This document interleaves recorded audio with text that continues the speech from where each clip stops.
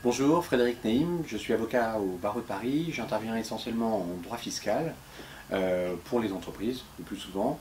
Et j'aimerais aborder un sujet que je vois assez régulièrement dans des dossiers de contrôle fiscaux où je suis conduit à intervenir, où l'entreprise vérifiée a comme idée, pour tenter de se défendre, de produire en cours de vérification de comptabilité des documents qui sont faux. Alors, c'est facile, de plus en plus facile à faire, avec tous les Photoshop et autres outils qui sont offerts sur Internet, de traficoter un document qui peut être gênant. Ou qui pourrait permettre de tirer un avantage si les mentions qu'on veut y voir apparaître figuraient. Il faut savoir que c'est un jeu extrêmement dangereux, parce qu'en cours de vérification de comptabilité, les documents que vous présentez à l'administration fiscale, donc vous faites cette présentation en cours de vérification, c'est une présentation tout à fait basique, mais si vous voulez, l'administration va souvent corroborer la véracité de ce document en entreprenant en fait des démarches pour avoir exactement le même document. Je prends un exemple, vous produisez des relevés de compte, si vous traficotez des relevés de compte pour changer vos chiffres, il se trouve que l'administration va le plus souvent avoir exercé son droit de communication auprès de la banque et va avoir exactement les relevés de compte sous une présentation différente, mais verra bien les différences.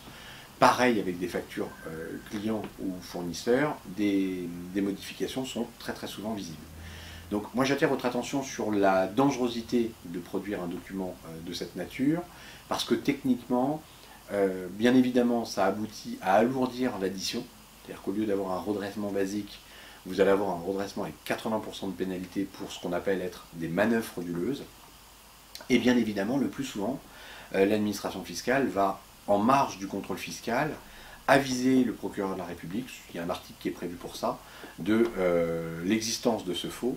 Et derrière, vous pouvez aussi encourir des poursuites pour tout simplement faux usage de faux à l'initiative du parquet du procureur de la République. Donc attention en cours de vérification de comptabilité à bien comprendre qu'il s'agit d'une fausse bonne idée que de produire des documents contrefaits. On ne change pas des documents.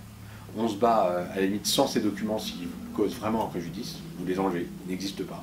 Mais ne produisez pas des faux parce que ça fragilise énormément la défense.